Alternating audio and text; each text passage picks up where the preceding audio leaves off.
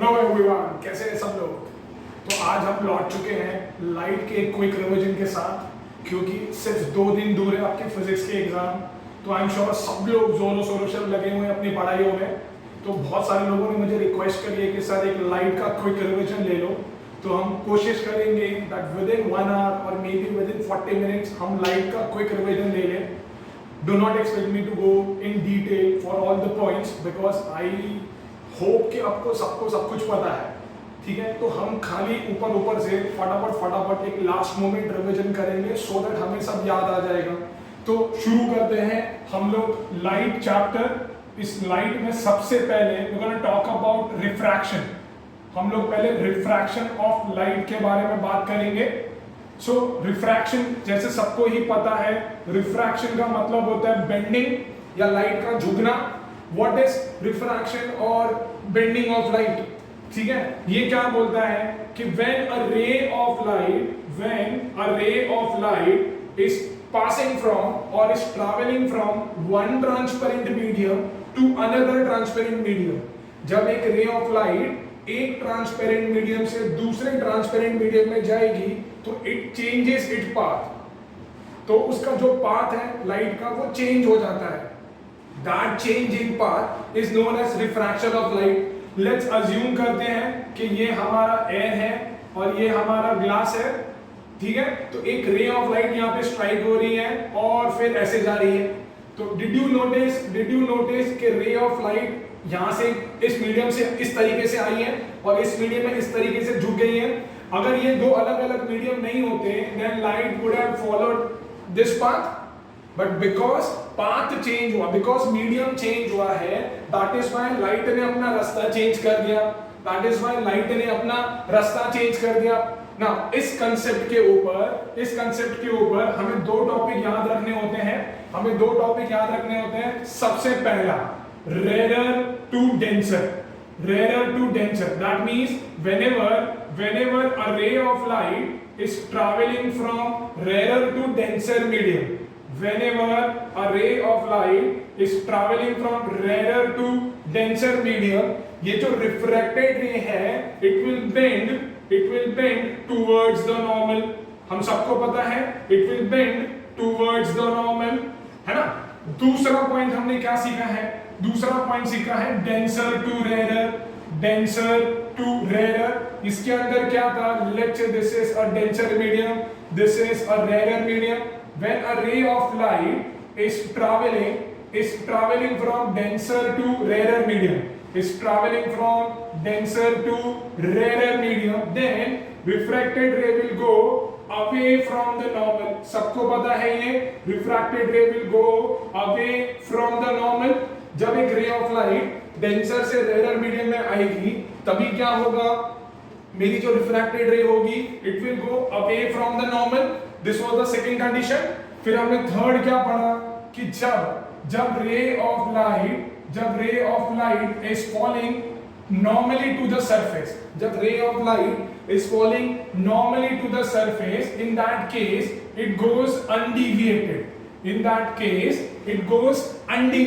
मतलब उस केस में लाइट अपना रास्ता चेंज नहीं करती, लाइट अपना पाथ चेंज नहीं करेगी, ठीक है। एग्जाम में बहुत बारी क्वेश्चन आता है कि भैया जब लाइट अनडिविएटेड जा रही है या जब लाइट नॉर्मली सरफेस के ऊपर गिर रही है, at that time angle of incidence का वैल्यू क्या होगा? तो लोगों को लगता है कि अरे सर क्योंकि वो 90 डिग्री गिर रही है, क्योंकि वो नॉर्मली गिर रही है तो एंगल ऑफ इंसिडेंस का वैल्यू 90 डिग्री होगा। No, wrong. In that case angle of incidence will be 0 degree because angle of incidence is always measured with the normal. तो जब खुद ही इंसिडेंट रे नॉर्मल से कोइंसिडेंट है, मतलब एंगल कितना बन रहा है? 0 डिग्री का बन रहा है। So in that case angle will be 0। So you have to remember these 3 points that whenever a ray of light is traveling from rarer to denser, तो क्या होगा? Refracted ray will bend towards the normal। दूसरा, जब denser से rarer जाएगा तभी refracted ray will bend और will go away from the normal। तीसरा, when it is falling normally to the surface, जब वो surface से normally गिर रही है, ठीक है, at that time it will go undeviated and in that case angle of incidence will be equal to 0। In that case angle of incidence will be equal to 0। Clear है? इसके बाद सबसे एग्जाम में कभी कभी एक क्वेश्चन आता है कि रिफ्रैक्शन ऑफ लाइट होता क्यों है भैया? Why does this phenomena occur? Why does refraction of light happen? होता क्यों है? It is because of change in speed. It is because of change in speed. अगर कोई पूछेगा why refraction of light occur, why refraction of light occur, ठीक है, तो the answer is it is because of change in speed of light. क्योंकि light जो है ना वो एयर या तो वैक्यूम में it travels with the same speed. The moment it changes the medium, तो फिर वो क्या होती है ना, उसकी स्पीड अलग अलग हो जाती है, उसकी स्पीड कम ज्यादा हो जाती है depending on the medium. So that is why जो भी रे कभी भी मीडियम चेंज करती है, जो भी रे ऑफ लाइट कभी भी मीडियम चेंज करेगी तो वो अपना पाथ चेंज करती है because of this reason, because of change in speed. समझ में आ रहा है? नाउ ये जो रिफ्रैक्शन ऑफ लाइट है उसका स्पीड के ऊपर क्या इफेक्ट गिरता है, ठीक है? Let's C effect of refraction on speed. तो स्पीड में क्या होगा ना, whenever ray of light is traveling from rarer to denser medium, in that case speed of light will decrease। उस केस में क्या होगा, स्पीड ऑफ लाइट जो होगी वो डिक्रीज होगी।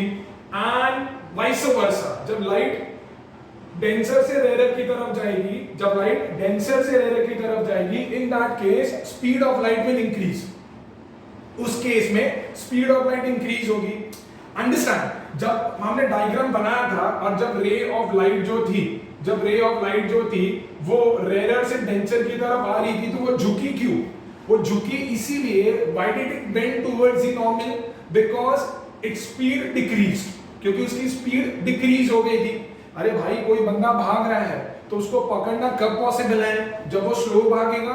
तो लाइट बहुत स्लो चल रही थी, पकड़ के उसको नॉर्मल की तरफ खींच लिया। सो that is why this happens. And जब ray of light is traveling from denser to rarer medium, in that case its speed increases. That is why it is very difficult to catch that ray. इसीलिए उसको पकड़ना बहुत difficult होता है। Common sense बन रहा है अभी, है ना? तो अपने को याद रखना है कि इफेक्ट ऑफ रिफ्रैक्शन स्पीड के ऊपर क्या होता है। दूसरा फ्रीक्वेंसी के ऊपर रिफ्रैक्शन ऑफ लाइट का क्या इफेक्ट गिरेगा? फ्रीक्वेंसी के ऊपर रिफ्रैक्शन का कोई इफेक्ट नहीं गिरेगा, नो इफेक्ट। अक्सर लोग पूछते हैं सर क्यों? क्योंकि फ्रीक्वेंसी जो है ना बच्चा लोग, वो सोर्स के ऊपर डिपेंड करती है। मतलब अगर मेरे यहाँ पे ये जो ऊपर लाइट है, इसके ऊपर से जितनी भी रेज ऑफ लाइट आ रही है ना, सबका फ्रीक्वेंसी सेम ही होगा। क्यों? क्योंकि सोर्स सेम ही है, एक ही एलईडी है जिससे सारी रेज ऑफ लाइट आ रही है। तो सिंस इसका सोर्स सेम है, सिंस जैसे कि हम बात कर रहे हैं बार की जो रेज ऑफ लाइट आ रही है वो सन से आ रही है, since sun is the only source, that is why frequency के ऊपर कोई असर ही नहीं गिरता। तीसरा जो होता है that is wavelength. 9 standard, remember v is equal to f into lambda। अब मैंने बोल दिया कि भैया f के ऊपर तो नो चेंज है, तो बचा क्या? v is equal to lambda। v का मतलब स्पीड हो गया, लैम्डा मतलब वेवलेंथ हो गया। तो कैन वी से कि जो चेंज या जो हरकत स्पीड के साथ होगी वो सेम चीज वेवलेंथ के साथ भी होगी। तो कहना ही से कि जब भी रे ऑफ लाइट रेयर से डेंसर की तरफ जाता है तो उसका वेवलेंथ डिक्रीज होता है, उसका वेवलेंथ जो होगा रेयर से डेंसर की तरफ जाएगा। अगर रे ऑफ लाइट रेयर से डेंसर की तरफ जाएगा तो wavelength will decrease. Why? Because speed decrease होगी। सिमिलरली डेंसर से रेयर की तरफ जाएंगे तो my wavelength will increase. Why? Because speed will increase. तो ये सब हमने पढ़ रखा है, आई होप सबको समझ में आ रहा है ना? मूविंग ऑन टू नेक्स्ट चलते हैं लॉ ऑफ रिफ्रैक्शन के बारे में पढ़ते हैं हम लोग। देखो, लॉ ऑफ रिफ्रैक्शन जिसको हम लोग स्नेल्स लॉ भी बोलते हैं। तो अगर एग्जाम में गलती से भी आ गया describes Snell's law, so do not worry, that means law of refraction only.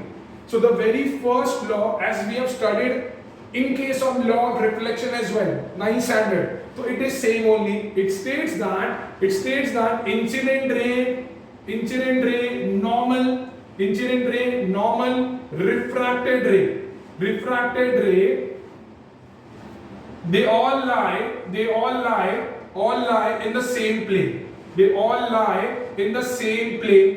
तो भैया जो इंसिडेंट रे होगी, नॉर्मल होगी और रिफ्रैक्टेड रे जो होगी, वो सारे के सारे सेम प्लेन में लाई करेंगे, है ना?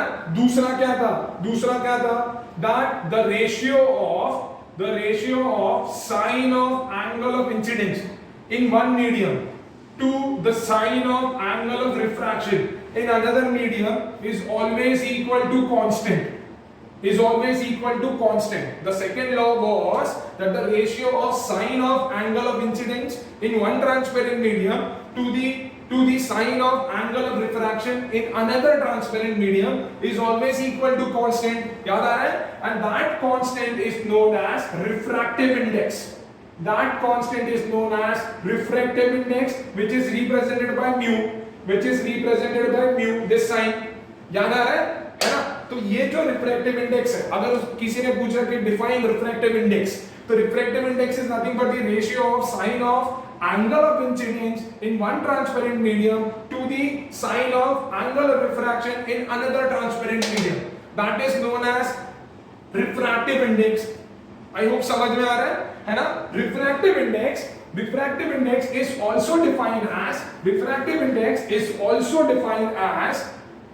is also defined as ratio of speed of light in air or vacuum,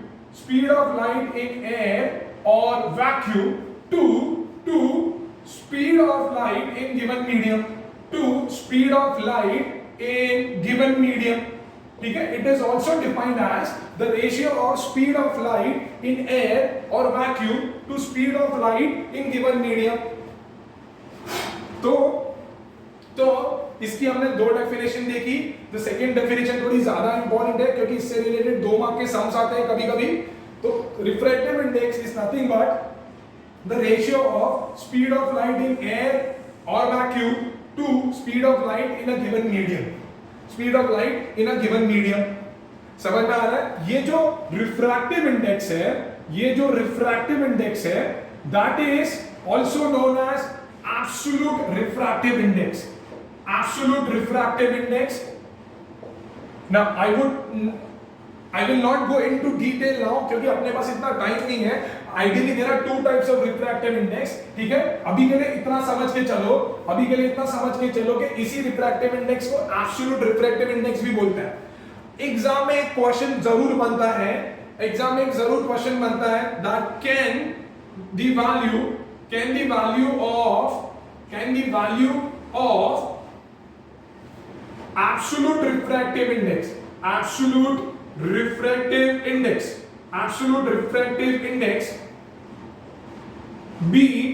be less than 1 and why. 2 mark के लिए क्वेश्चन बनता है. सोचो, मैंने फॉर्मूला ऊपर लिखा हुआ है, क्वेश्चन ऐसा बनता है, ये बोर्ड में आ चुका है question. Can the value of absolute refractive index be less than 1? Yes or no, and then why? I would say no. My answer would be no.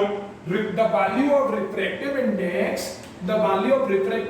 or absolute refractive index can never be lesser than 1. You know why? Because speed of light in air or vacuum is maximum or is more than speed of light in any other medium. Speed of light जो होता है ना air या vacuum के अंदर, वो सबसे ज्यादा होता है as compared to other medium. और जो मेरा speed of light in air या वैक्यूम है वो न्यूमरेटर के अंदर है, तो थोड़ा मैच भी लगता है. हमको पता है ना कि किसी भी फ्रैक्शन का वैल्यू ज्यादा कब होगा, जब उसके न्यूमरेटर का वैल्यू ज्यादा होगा. तो यहाँ पे speed of light in air and vacuum जो सबसे ज्यादा होता है as compared to other mediums. That is why value of refractive index, value of absolute refractive index can never be lesser than 1. तो मैंने आपको रीजन आउट भी कर दिया है, वो भी एक मार्क के लिए होगा। मैं एक बार फिर रिपीट करता हूं, that the value of refractive index और absolute refractive index can never be lesser than 1 because speed of light in air or vacuum is more than, ठीक है, और is greater than speed of light in any other medium। तो वो कभी एक से छोटा तो हो ही नहीं सकता ना, क्योंकि कभी भी किसी भी बिगर नंबर को अगर मैं स्मॉलर नंबर से डिवाइड करूंगा तो answer would be always 1 point something और मे बी ग्रेटर देन दैट, तो लेसर देन 1 का तो सवाल ही नहीं है। फिर वो पूछते हैं, दूसरा क्वेश्चन ऐसा पूछते हैं कि क्या भैया एब्सोल्यूट रिफ्रैक्टिव इंडेक्स का वैल्यू कभी 1 हो सकता है? क्या कभी उसका वैल्यू 1 हो सकता है? वो हो सकता है सर जी, वो हो सकता है। मतलब अगर रिफ्रैक्टिव इंडेक्स का वैल्यू 1 है ना, मतलब दोनों साइड पे ऊपर और नीचे दोनों साइड पे भैया एयर ही है, दोनों साइड पे एयर या वैक्यूम ही है, तो उसका मतलब है कि लाइट मेरी डिविएट करेगी ही नहीं। इस केस में मेरे रिफ्रैक्टिव इंडेक्स का वैल्यू 1 होगा। समझ में आ रहा है? आई होप हमने ये सब पढ़ा हुआ है, क्लियर है? तो ये बहुत ही इंपॉर्टेंट है, प्लीज जरा ध्यान रखना, क्लियर है? आगे बढ़ते हैं। अभी एक चीज और है जो इंपॉर्टेंट है, that is how do we write refractive index? Example, if I write refractive index like this, ठीक है, तो this is, how do I read this? So this is read as refractive index of medium 2 with respect to medium 1, refractive index of medium 2 with respect to medium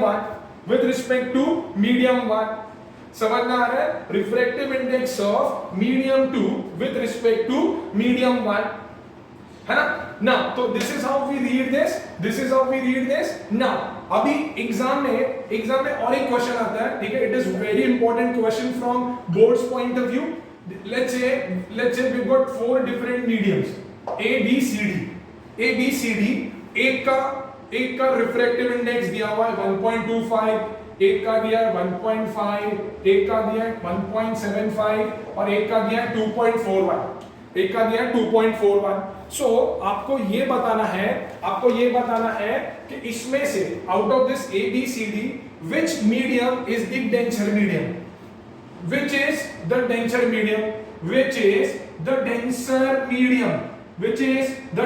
medium। MCQ में आता है ऐसा tabular form में। Option A states A, B states B, C is C, D is medium D. सोचो बच्चा लोग, जल्दी सोचो। I am giving you only 5 seconds, जल्दी सोचो, है ना? तो क्या करेंगे, टेल मी कैसे होगा? इसमें से कौन सा मीडियम जो होगा वो सबसे डेंस होगा?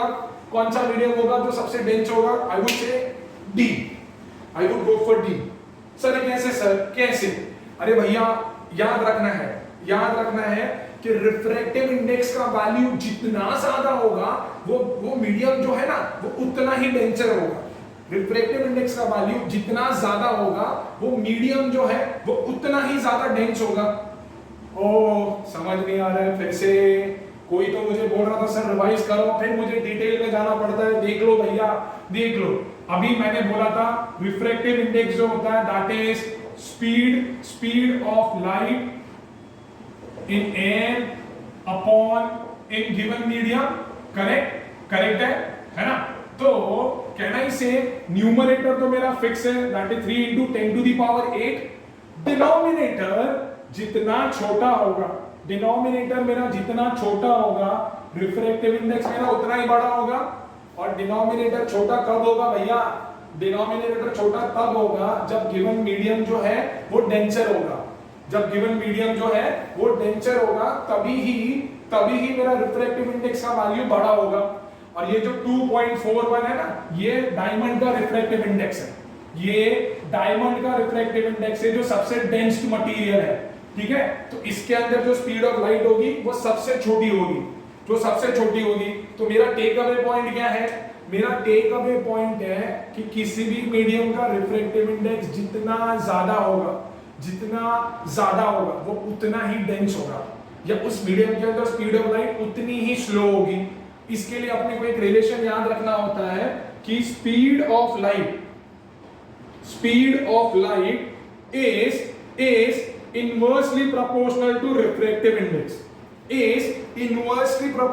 refractive index, मतलब जैसे जैसे स्पीड ऑफ लाइट बढ़ेगी वैसे वैसे रिफ्रैक्टिव इंडेक्स कम होगा, जैसे जैसे रिफ्रैक्टिव इंडेक्स बढ़ेगा वैसे वैसे स्पीड ऑफ लाइट कम होगी। समझ में आ रहा है पक्का? तो ये क्वेश्चन को जरा गांठ बांध लेना, थोड़ा इंपॉर्टेंट क्वेश्चन है ना। Coming back to what we were discussing, ठीक है। तो ये तो था भैया रिफ्रैक्टिव इंडेक्स का थोड़ा सा सवाल। एक चीज थी जो हम लोगों ने डिस्कस नहीं करी, जो रह गई है, मैंने तुमको रीड करना तो सिखा दिया, that how do we read this, this is read as refractive index of medium 2 with respect to 1। But अगर मुझे कोई वैल्यू फाइंड करने को बोलेगा भैया तो मैं कैसे करूंगा? तो that is speed of light in medium 1 upon speed of light in medium 2, मतलब भैया ये साइड वाला जो नंबर होगा ना वो आएगा न्यूमरेटर में, ये साइड वाला जो नंबर होगा वो आएगा डिनोमिनेटर के अंदर, जो लेफ्ट वाला नंबर है वो आएगा ऊपर और जो राइट वाला नंबर है वो आएगा नीचे। एग्जांपल देखते हैं। अगर मेरे को कोई बोलता है find the refractive index of glass with respect to air, तो हम क्या लिखेंगे? Speed of light in air upon speed of light in glass, है ना। Speed of light in air क्या होती है? 3 into 10 to the power 8, glass क्या होती है? 2 into 10 to the power 8, cut हो गया, that is 1.5, तो समझ में आ रहा है कैसे हो रहा है ना। तो this is how we find the refractive index of any medium. It could be asked, दो मीडियम देंगे, अलग अलग स्पीड देंगे और वो बोलेंगे find the speed of light of so and so medium with respect to so and so. तो with respect to के बाद का जो मीडियम है वो आएगा ऊपर और उसके बाद जो मीडियम बचा वो नीचे आएगा।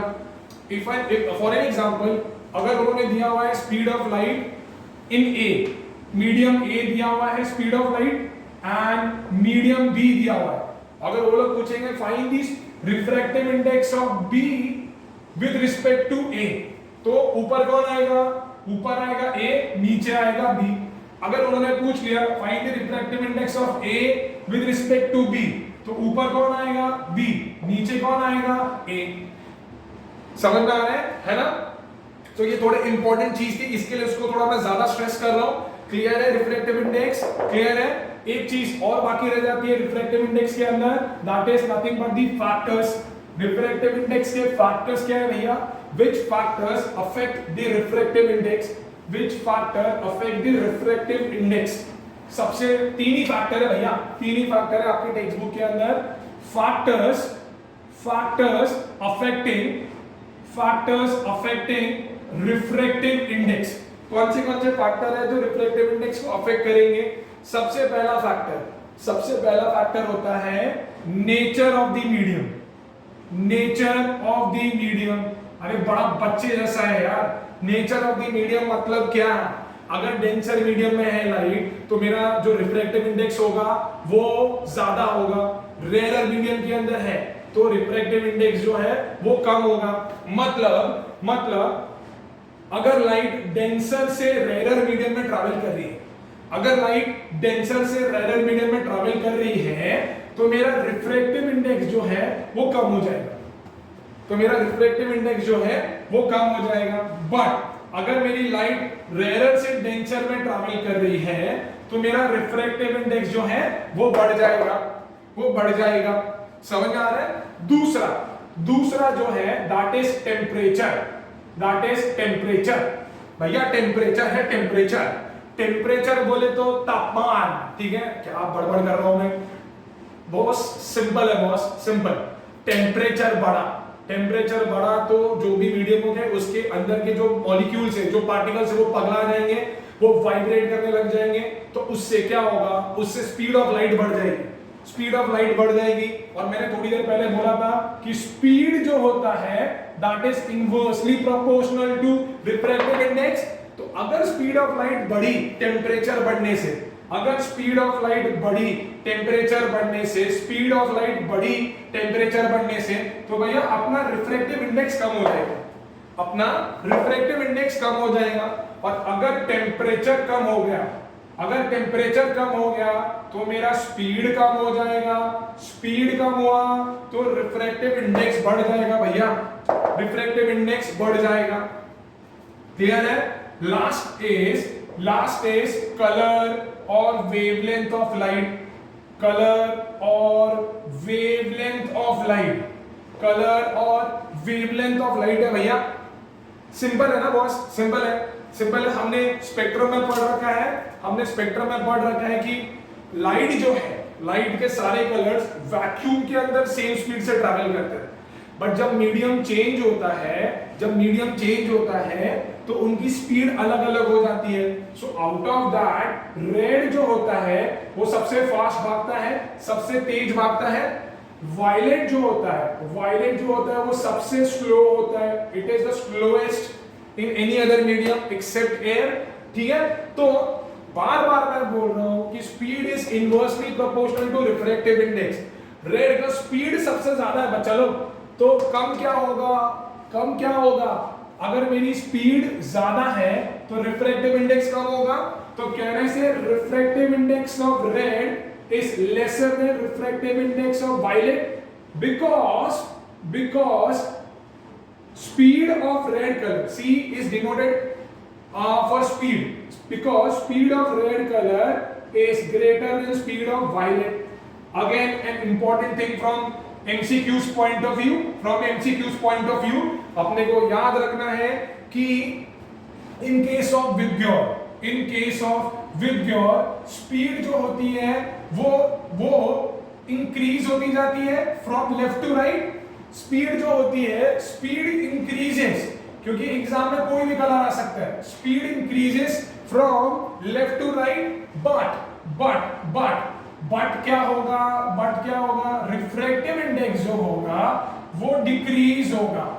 It decreases from left to right, it decreases from left to right. So talking about the speed in Vidyur, it increases from left to right, and talking about the refractive index, it decreases from left to right, क्योंकि इसका सबसे ज्यादा, फिर इसका, फिर इसका, फिर इसका, फिर इसका, फिर इसका, और रेड का सबसे कम, like this. तो समझ में आ रहा है? This was all about refractive index. I hope सबको सब कुछ याद आ गया है। मैं ये नहीं बोलूंगा आज कि आपको समझ गया है, समझा ऑलरेडी होगा। ठीक है, हमने थोड़ा सा रिवीजन किया है फास्ट फॉरवर्ड में। So moving on to next, I guess that clears refractive index, that clears refractive index. Now एक चीज है जो बच्चों को समझ में नहीं आती है, वो है principal of reversibility. Principal of reversibility क्या है सर? टेक्स्ट बुक में दिया है सर, कुछ समझ नहीं आ रहा है सर, प्रिंसिपल ऑफ रिवर्सिबिलिटी करा दो। ठीक है, तो चलो भैया करते हैं principal of reversibility. Principle of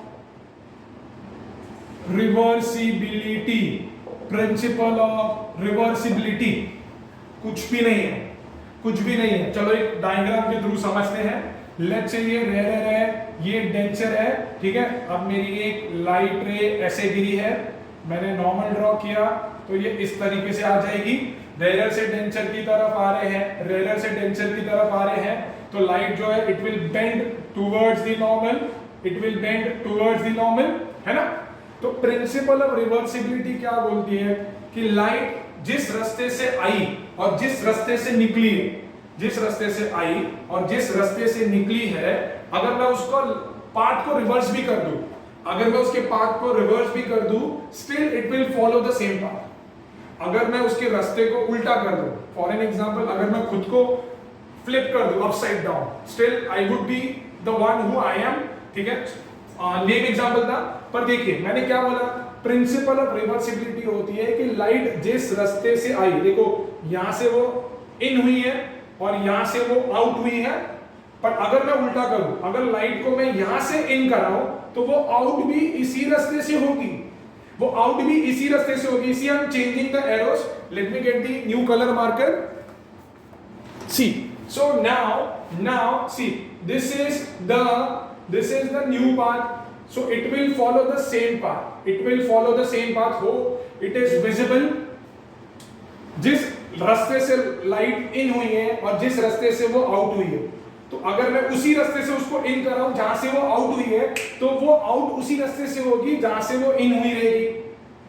Hindi में समझ लो भैया, लाइट अपनी रास्ता चेंज नहीं करेगी। अगर वो ए से बी की तरफ जा रही है इस तरीके से जा रही है, तो बी से ए की तरफ भी वो यही रास्ता फॉलो करेगी, बी से ए की तरफ भी वो यही रास्ता फॉलो करेगी। इसको बोलते हैं प्रिंसिपल ऑफ रिवर्सिबिलिटी, इसको बोलते हैं प्रिंसिपल ऑफ रिवर्सिबिलिटी। क्लियर है ना। अभी इसके बेसिस के ऊपर एक सम आता है।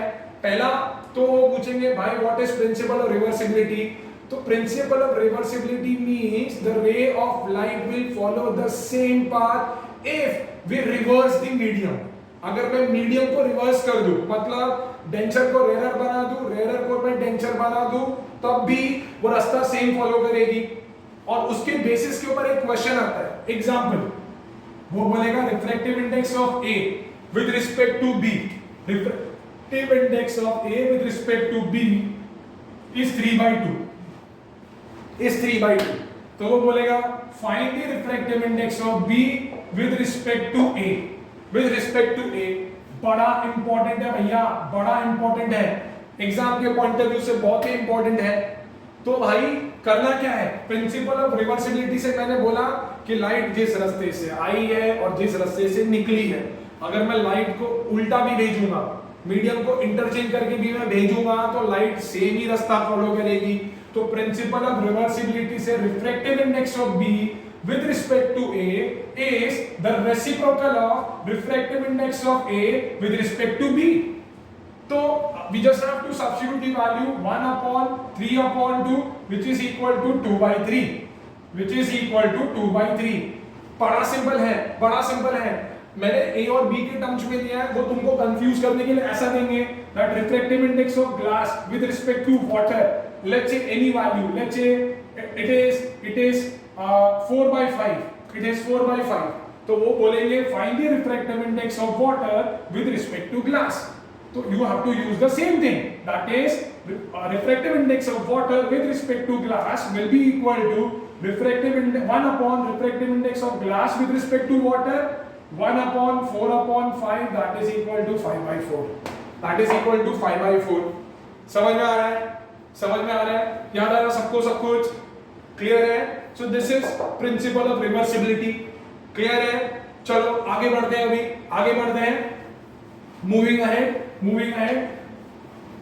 Let's see refraction of light, let's see refraction of light through a rectangular glass, through a rectangular glass.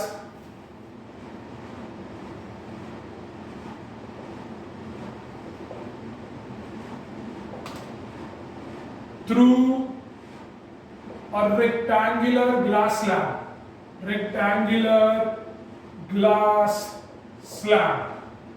Although आने के चांसेस थोड़े कम हैं, ठीक है, क्योंकि ये इस डायग्राम में भी सेम टॉपिक है, पर इंपॉर्टेंट है। ऐसा नहीं है कि पास्ट में नहीं आया है, इंपॉर्टेंट है, बड़ा सिंपल होता है।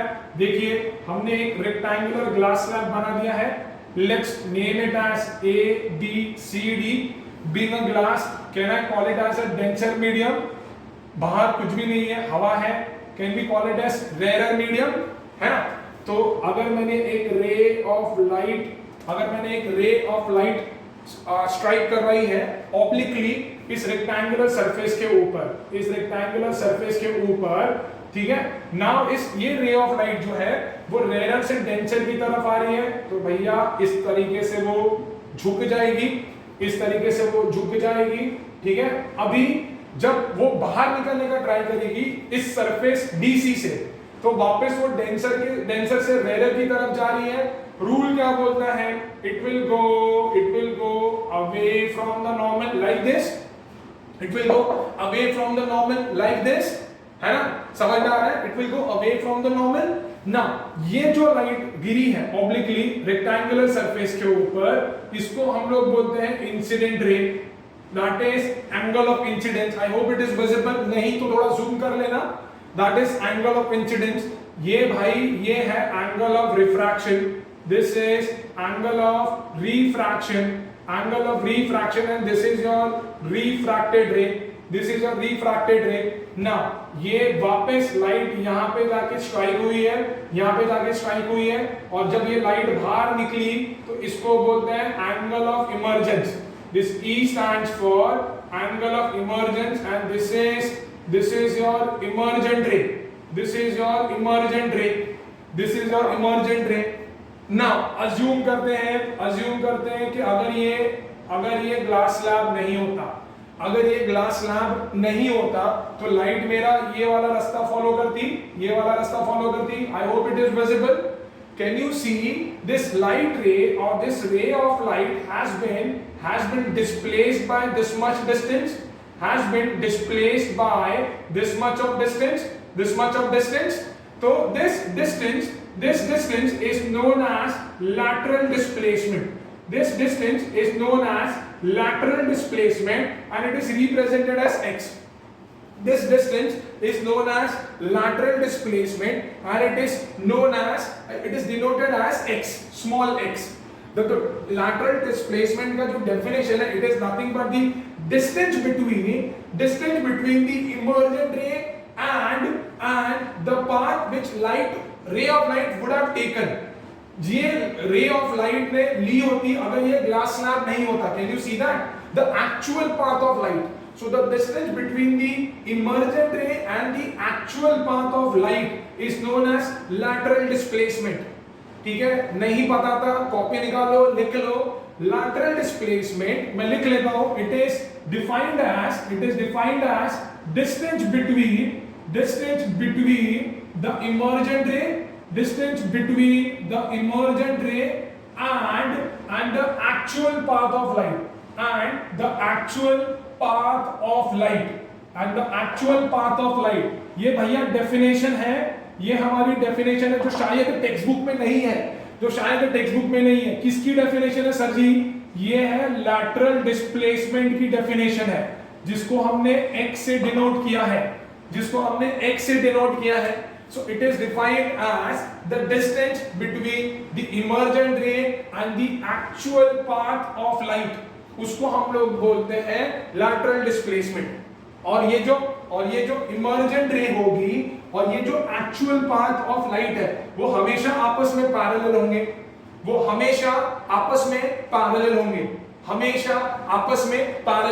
यू कैन सी दिस, है ना। एग्जाम में आते हैं भैया, फैक्टर्स डिसाइड करो, फैक्टर्स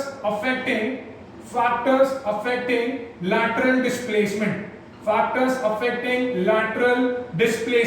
कौन से फैक्टर है जो लैटरल डिस्प्लेसमेंट को अफेक्ट करते हैं? कौन से फैक्टर है? सबसे पहला एंगल ऑफ इंसिडेंस। भैया अगर एंगल ऑफ इंसिडेंस ज्यादा होगा तो मेरा लैटरल डिस्प्लेसमेंट ज्यादा होगा। एंगल ऑफ इंसिडेंस अगर मेरा ज्यादा होगा ना तो मेरा लैटरल डिस्प्लेसमेंट भी ज्यादा होगा। याद रखना है। दूसरा रिफ्रैक्टिव इंडेक्स, अगर मेरा रिफ्रैक्टिव इंडेक्स ज्यादा होगा तो मेरा लैटरल डिस्प्लेसमेंट भी ज्यादा होगा। तीसरा both are almost similar now, thickness of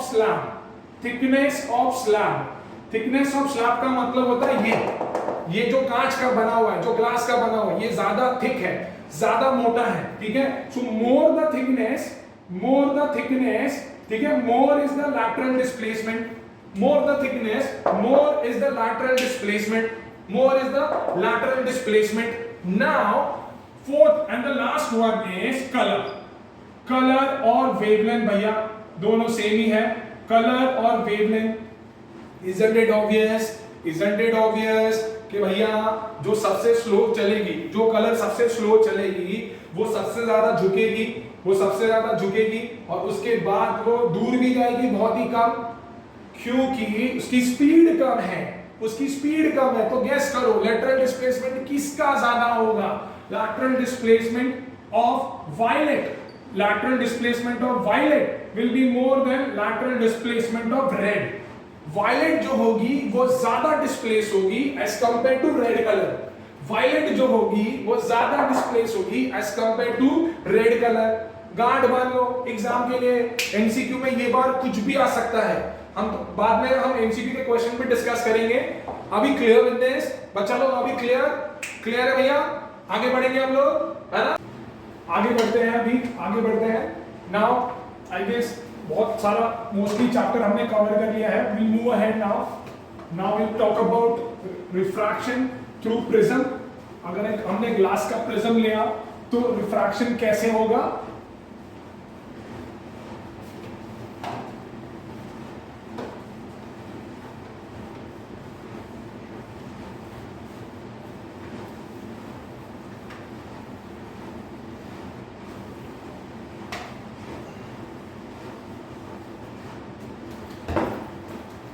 Alright, so moving ahead.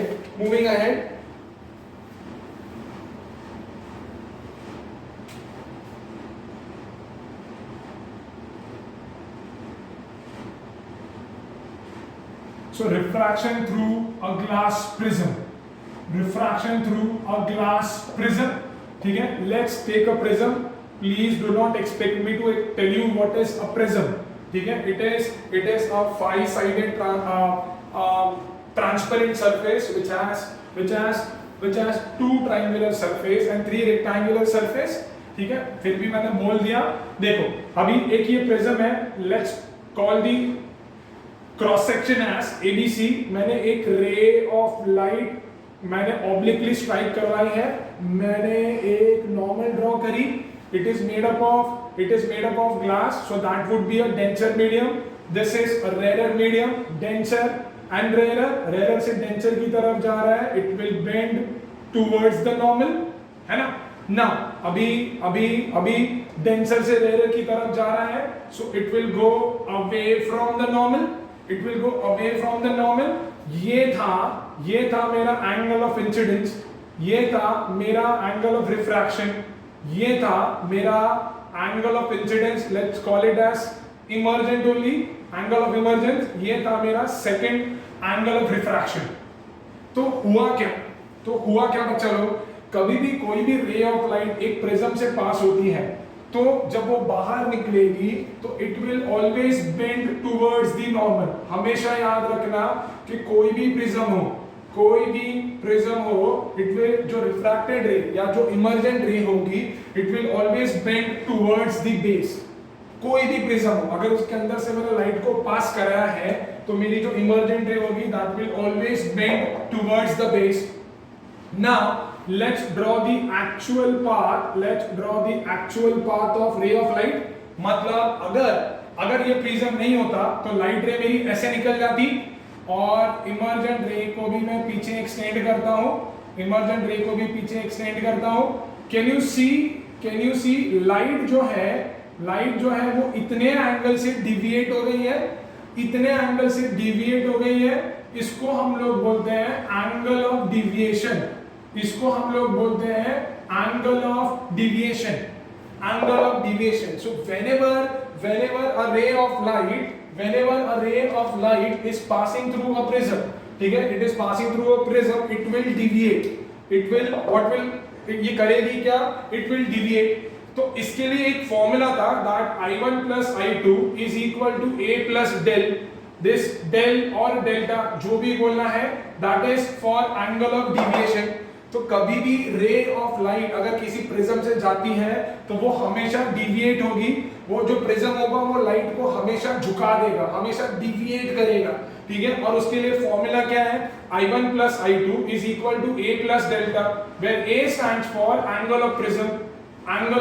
Derivation आती नहीं है तो मैं अभी एक्सप्लेन नहीं कर रहा हूं। A stands for angle of prism। Now instead of I1 and I2 you can write it as I plus E as well। So A plus delta is equal to I plus E, where this A is the angle of prism, मतलब this one। समझ में आ रहा है? Now what are the factors factors which affect angle of deviation. सबसे पहला है angle of incidence. बच्चा लोग ये बहुत ज्यादा इंपॉर्टेंट है, इसके लिए अपने को एक ग्राफ समझना पड़ेगा, लाइक दिस, ठीक है, लाइक दिस। ना अभी ये इंडिकेट कर रहा है मेरा एंगल ऑफ इंसिडेंस, ये इंडिकेट कर रहा है मेरा एंगल ऑफ डिविएशन। समझ में आ रहा है सबको? समझ में आ रहा है? ये मेरा एंगल ऑफ डिविएशन है, ये एंगल ऑफ इंसिडेंस है। तो how does angle of incidence affect angle of deviation? If you can see this graph, जैसे पहले मैं एंगल ऑफ इंसिडेंस को मैं इंक्रीज करूंगा तो मेरा डिविएशन जो है वो डिक्रीज होते जाएगा। Then for one particular value of angle of incidence,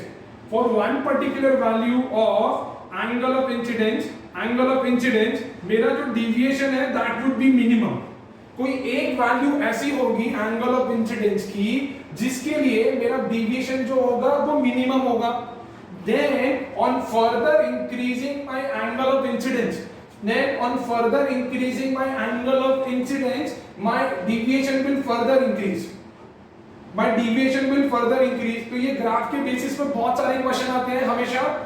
कैसे, क्या बोला मैंने कि angle of incidence angle of deviation को कैसे अफेक्ट करेगा? पहला, जब मैं एंगल ऑफ इंसिडेंस को बढ़ा रहा हूं, you can see angle of deviation मेरा डिक्रीज हो रहा है। फिर एक वैल्यू ऐसी होगी एंगल ऑफ इंसिडेंस की जिसके लिए डिविएशन मेरा मिनिमम होगा। मिनिमम होगा। And then on further increasing the angle of incidence, my deviation will keep on increasing. तो मेरा मिनिमम डिविएशन का फॉर्मूला होता है 2i minus a, ठीक है। बाय प्रिंसिपल ऑफ रिवर्सिबिलिटी हम लोग ये अज्यूम करते हैं कि ये वाला एंगल और ये वाला एंगल दोनों सेम है। ये वाला एंगल और ये वाला angle, that is angle of incidence and angle of emergence, ये दोनों एंगल सेम है। That is why it is given bye 2i minus a। बहुत ही इंपॉर्टेंट है, इसके बेसिस पे कभी-कभी तुमको समझ भी आएंगे तो तुमको ज्योमेट्री लगा के इसको सॉल्व करना होगा, ठीक है। Do remember this, that is delta minimum is equal to 2i minus a। So what did I tell you? कि on increasing the angle of incidence, angle of deviation will decrease, and then for one value of angle of incidence, angle of deviation will be the least. Then on further increasing the angle of incidence, angle of deviation will keep on increasing. This was the first factor. दूसरा जो factor है that is angle of prism। भैया angle of prism जितना बड़ा होगा मेरा deviation भी उतना ज्यादा होगा। एंगल ऑफ प्रिज्म जितना बड़ा होगा मेरा डिविएशन भी उतना ज्यादा होगा। सर कैसे? देखो, ये मेरा ट्रायंगुलर पार्ट है प्रिज्म का। ये जो बीच वाला है वो एंगल ऑफ प्रिज्म है। मैं जैसे जैसे एंगल बढ़ाऊंगा कहने से light has to travel a longer distance. अगर लाइट लॉन्गर डिस्टेंस ट्रैवल किया तो प्रिज्म अपना काम कर लेगा। क्या? उसको पकड़ के फट से सीधा नीचे झुका देगा।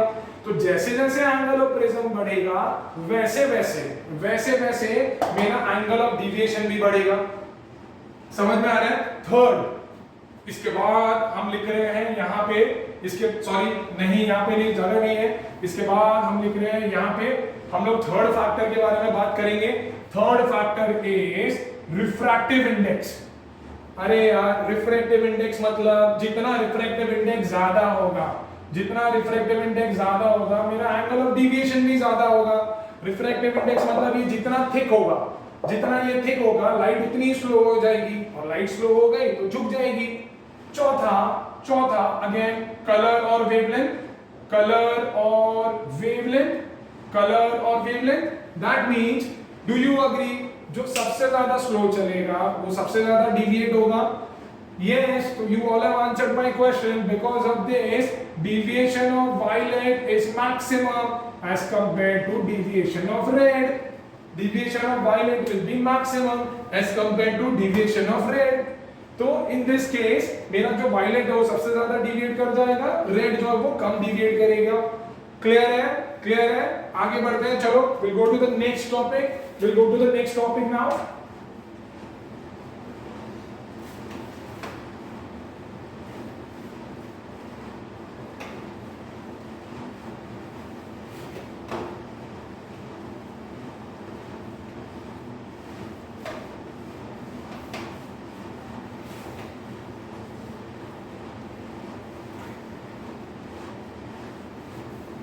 नेक्स्ट टॉपिक क्या है? नेक्स्ट टॉपिक है real depth and apparent depth. Real depth and apparent depth, ठीक है। चलो हम लोग बात करते हैं real depth and apparent depth के बारे में। Real depth that is RD and apparent depth that is AD, उसके लिए एक छोटे से डायग्राम को समझना पड़ेगा ना। समझो एक ऑब्जेक्ट है पानी के अंदर, ठीक है, एक ऑब्जेक्ट है पानी के अंदर और एक ऑब्जेक्ट है यहां पे। Let's say there is a bird here, I can not draw the diagram or else people will laugh. Let's say a bird is here, ठीक है ना। सन की लाइट आती है बहुत सारी पानी के अंदर, जब इसके ऊपर रेस आती है तो इससे रेस रिफ्रैक्ट होके कैसे जाएगी? एक रे जाएगी सीधी, ठीक है, और एक जाएगी स्लांट, जो स्लांट जाएगी how it is going from denser to rare, तो वो जाएगी away from the normal, clear है? वो जाएगी away from the normal because this is denser medium, this is rare medium. Now अगर मैं उसको बैकवर्ड एक्सटेंड करूं, तो कहना इसे कि पानी के बाहर जो बर्ड है उसको ये ऑब्जेक्ट यहां दिखेगा, है ना। तो कहना इसे ये क्या इसकी एक्चुअल हाइट है क्या? नहीं। तो ये जो उसकी हाइट है वो अपैरेंट डेप्थ है, बिकॉज रियल में वो वहां पे है नहीं, रियल में तो वो यहाँ पे है, तो ये उसकी रियल डेप्थ है, तो कैन यू सी उसकी जो एक्चुअल डेप्थ है और उसकी जो अपैरेंट डेप्थ है वो उसके बीच में थोड़ा सा डिफरेंस आ गया है, इस डिफरेंस को हम लोग बोलते हैं शिफ्ट। तो मतलब अगर कोई पानी के बाहर से देख रहा है किसी ऑब्जेक्ट को पानी के अंदर, तो कहना इसे उस चीज को या लेट्स से मेरी बात करते हैं, मैं कोई चीज स्विमिंग पूल में पड़ी हुई है, मैं बाहर से उसको देख रहा हूं तो it will appear to be raised, ठीक है, आई फील लाइक कि वो थोड़ा सा ऊपर है। तो जो चीज मुझे ऊपर दिख रही है क्या वो उसकी एक्चुअल डेप्थ है क्या? नहीं, वो तो उसकी अपैरेंट डेप्थ है। अपैरेंट का मतलब होता है it appears to be there, but in reality it is not there. So that is known as apparent depth. And the actual depth of the object inside the water is known as real depth. Now, तो object थोड़ा सा ऊपर shift हुआ, तो total कितना shift हुआ? That is always equal to real depth minus apparent depth. मतलब अगर कोई रेयर मीडियम से डेंसर मीडियम के अंदर देख रहा है, अगर कोई रेयर से डेंसर मीडियम के अंदर देख रहा है, तो भैया रियल डेप्थ जो होगी वो हमेशा ज्यादा होगी अपैरेंट डेप्थ से। एंड उल्टा अगर कोई डेंसर से मतलब पानी के अंदर से बाहर की तरफ देख रहा है, तो अपैरेंट डेप्थ जो होगी वो हमेशा ज्यादा होगी रियल डेप्थ से। स्टोरी नहीं पता तुमको?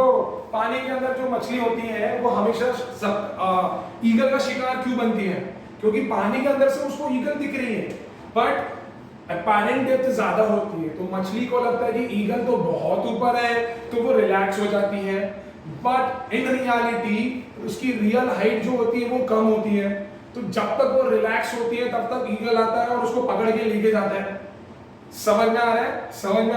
सो दैट इज हाउ डेंसर से रेयर में कोई देखेगा तो अपैरेंट डेप्थ ज्यादा होगी, रेयर से डेंसर में कोई देखेगा तो रियल डेप्थ ज्यादा होगी।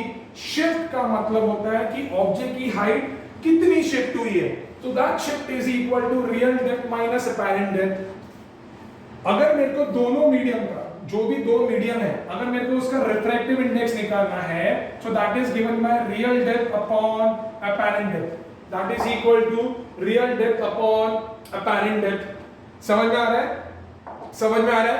तो अगर मेरे को शिफ्ट का फॉर्मूला निकालना है, अगर मेरे को शिफ्ट का फॉर्मूला निकालना है, so that is equal to real depth bracket के अंदर 1 minus 1 upon refractive index, bracket के अंदर 1 माइनस 1 अपॉन रिफ्रैक्टिव इंडेक्स। ये भी बहुत ही इंपॉर्टेंट चीज है, बहुत ही इंपॉर्टेंट चीज है, that shift is always equal to real depth into 1 minus 1 upon refractive index, that is 1 minus 1 upon mu। Clear है? आगे बढ़े, आगे बढ़े। अभी जो सबसे इंपॉर्टेंट टॉपिक है वो तो हमने शुरू में नहीं करा है, ठीक है ना। इसके बाद एमसीक्यू में कुछ क्वेश्चंस बनते हैं, वो आपको कुछ एग्जांपल्स देंगे और वो तुमको पूछेंगे कि ये किसका फिनोमेना है, ये किसका फिनोमेना है, तो वो हमें पता होना चाहिए कि किसका फिनोमेना है। एक एक करके फटाफट सारे हम डिस्कस कर लेते हैं। उसके बाद जो क्रिटिकल एंगल वाला टॉपिक है, जो थोड़ा सा बच्चों को डिफिकल्ट लगता है, हम उसके बारे में बात करेंगे, ठीक है, हम उसके बारे में बात करेंगे। सो सबसे पहला जो ट्विंकलिंग ऑफ स्टार्स है, ट्विंकलिंग ऑफ स्टार्स है, जो early sunrise and let sunset का जो भी फिनोमेना है। Third, pencil kept in water, pencil in water. चौथा, एनीथिंग इन वाटर, ठीक है, ये ज्यादा डिस्कस नहीं करेंगे। एनीथिंग इन वाटर, ये सारे जो एग्जांपल है, ये सारे जो एग्जांपल है, ये होते हैं रिफ्रैक्शन के लिए वजह से, ये सारे जो होते हैं वो रिफ्रैक्शन की वजह से होते हैं। ऑल्दो ये जो पहले दो केस है वो रिफ्रैक्शन की वजह से नहीं होते, वो एटमॉस्फेरिक रिफ्रैक्शन की वजह से होते हैं, बट दैट्स ओके, वो तुमको क्वेश्चन में नहीं है, ठीक है। तो we just have to write refraction. तो एग्जाम में क्वेश्चंस आएंगे, the twinkling of stars happen और twinkling of stars occur due to dash phenomena, due to dash phenomena, so that is because of refraction. वो क्यों होता है? Refraction की वजह से होता है। अर्ली सनराइज, जो 2 मिनट पहले हमको सन दिख जाता है, या लेट सनसेट, जो 2 मिनट के बाद तक अपने को सन दिखता है, it is also because of refraction. Anything which is kept in water appears to be raised. It is also because of refraction. अगर मैं पानी के अंदर खड़ा हूँ स्विमिंग पूल के अंदर, ठीक है, आई एम जस्ट स्टैंडिंग, ठीक है, इतने से मेरे पैर अंदर है, ठीक है, और हम अक्सर देखते हैं हमारे पैर को, तो हमको हमारे पैर छोटे दिखते हैं, हमको हमारे पैर छोटे दिखते हैं, या कोई और आदमी देख रहा है तो उसको हमारे पैर बहुत छोटे दिखेंगे, ठीक है। It is because of refraction, it is because of refraction. Let's not go into much detail. Moving on to next. Moving on to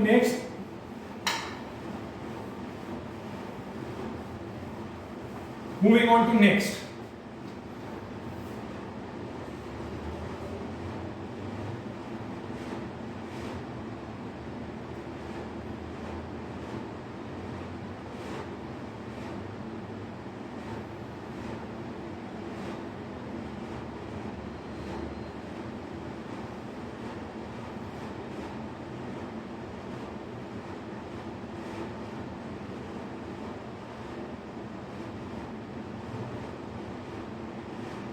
देखो, अभी मैंने एक फिश टैंक रखा हुआ है, ठीक है। फिश टैंक के अंदर पानी है, पानी के अंदर एक छोटी सी टॉर्च रखी हुई है, ठीक है। Please excuse me for my pathetic diagrams, ठीक है, but let's understand it because we have a exam in 2 days, so we just can not complain, alright. Now अभी इस टॉर्च से will have multiple rays coming out, जो rays सीधी आएगी, can आई से वो अनडिविएटेड चली जाएगी, देन जो रे स्लांट गिर रही है, let's say this is angle of incidence, ठीक है, तो वो लॉ ऑफ रिफ्रैक्शन फॉलो करेगी and it will go away from the normal, because the ray of light is travelling from denser to rare,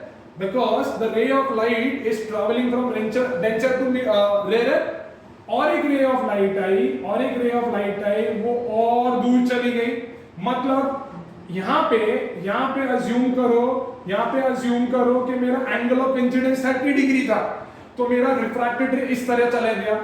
यहाँ पे मेरा एंगल ऑफ इंसिडेंस 40 डिग्री था, तो यहाँ पे मेरा रिफ्रैक्टेड रे इस तरह चली गई, ये मेरी रिफ्रैक्टेड रे इस तरीके चली गई। Now on further increasing, let's say I'm increasing it by 2 degree.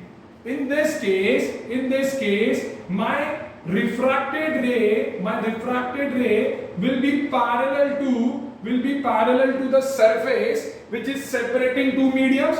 Can you see that? मेरी जो refracted ray होगी, it will become parallel to the surface, or it will coincide with the surface which is separating two mediums. Or can I also say that for one value of angle of incidence, my angle of refraction will be 90 degree? Okay, confusion हो रहा है, हम फिर बात करते हैं। देखो, मैंने टॉर्च से लाइट निकाली, जो रे सीधी आई वो तो भैया सीधी चली गई, ठीक है, और एक ray of light Giri 30 degree पे। अब 30 डिग्री पे गिरी तो वो इतनी रिफ्रैक्ट हुई, फिर एंगल ऑफ इंसिडेंस मैंने बढ़ाया तो और रिफ्रैक्टेड रे इतनी झुक गई, फिर और मैंने एंगल ऑफ इंसिडेंस को बढ़ाया तो मेरा एंगल ऑफ रिफ्रैक्शन जो था वो नॉर्मल के साथ 90 डिग्री का एंगल बना रहा था। Can you see that? वो नॉर्मल के साथ 90 डिग्री का एंगल बना रहा था। तो उस एंगल ऑफ इंसिडेंस को हम बोलते हैं क्रिटिकल एंगल, जिसको हम C से डिनोट करते हैं। उस एंगल ऑफ इंसिडेंस को हम लोग बोलते हैं क्रिटिकल एंगल, जिसको हम C से डिनोट करते हैं। It is that value of angle of incidence for which angle of refraction is equal to 90 degree. It is that value of angle of incidence for which angle of refraction is equal to 90 degree. ये वो value होगा angle of incidence का, जिसके लिए मेरा angle of refraction जो होगा ना वो 90 डिग्री होगा। तो उसको मैं बोलता हूं क्रिटिकल एंगल। पर क्रिटिकल एंगल की एक कंडीशन है that light must travel from denser to rare medium,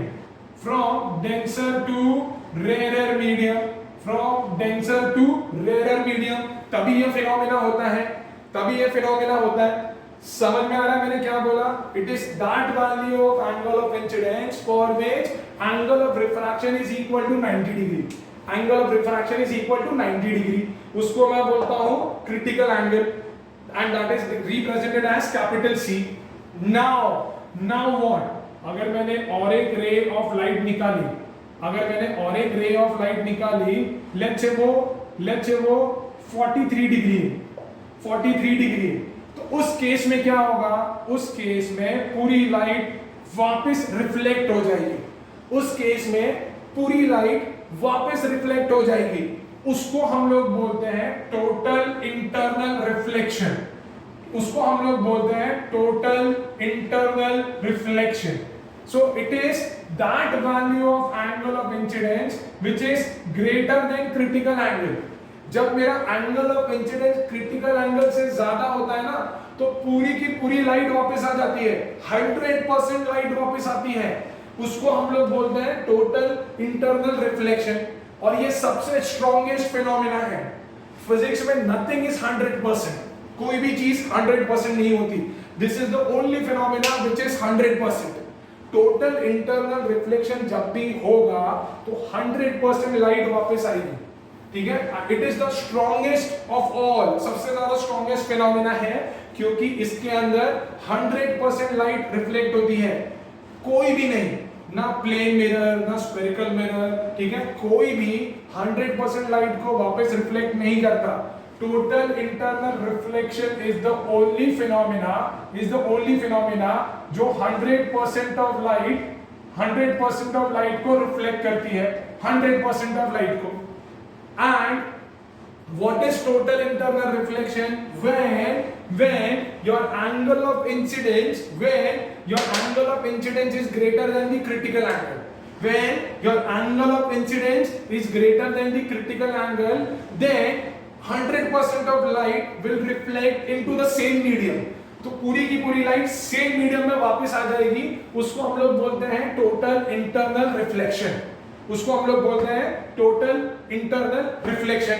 exam में जो बहुत ही इंपॉर्टेंट क्वेश्चन आता है वो ये है, it is very important, that is essential conditions for total internal reflection. भाई नेसेसरी कंडीशंस क्या है टोटल इंटरनल रिफ्लेक्शन के लिए? पहला 2 मार्क के लिए आएगा, पहला light must travel from denser to rarer, light must travel from denser to rarer, and second angle of incidence must be greater than critical angle, angle of incidence must be greater than critical angle। तो ये दो essential condition है TIR होने के लिए, total internal reflection होने के लिए, और एल्स ये नहीं होगा। तो पहला condition light must travel from denser to rarer, and दूसरा कि एंगल ऑफ इंसिडेंस जो होगा that must be greater than the critical angle. अगर ऐसा हुआ तो टीआईआर का फिनोमेना होगा जो 100% लाइट को रिफ्लेक्ट करता है। क्लियर है ना?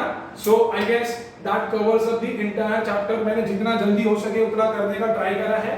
इसके बाद जो बाकी रहते हैं वो रे डायग्राम्स होते हैं, it is all about geometry. बच्चों टेक्स्ट बुक के अंदर पीछे जो भी दिया है वो अपने को बनाना होगा, हमें एक बार बना के प्रैक्टिस करना होगा, एंड वो सिर्फ वही कर सकता है जिसको एंगल सम प्रॉपर्टी आती है ट्रायंगल की। So you should remember that the triangle का angle sum property is 180 degree. ठीक है ना? अगर नहीं दिया हुआ है तो अपने को ये याद रखना पड़ेगा कि एयर से ग्लास का क्रिटिकल एंगल जो होगा that is 42 degree and 48 degree as well. ये दो वैल्यू अलग वैल्यू दी होती है, तो नहीं दी हुई है so we can assume it as 42 degree. Clear है? सो ये अपने को कंसेप्ट ध्यान रखना होगा, और इससे हम लोग कोई भी रे डायग्राम्स बना सकते हैं। So that covers up all the chapter. We'll see you soon with the another chapter. We'll start with lens. ठीक है? हम लेंस भी 1 घंटे में खत्म करने का ट्राई करेंगे। Thank you so much बच्चा लोग।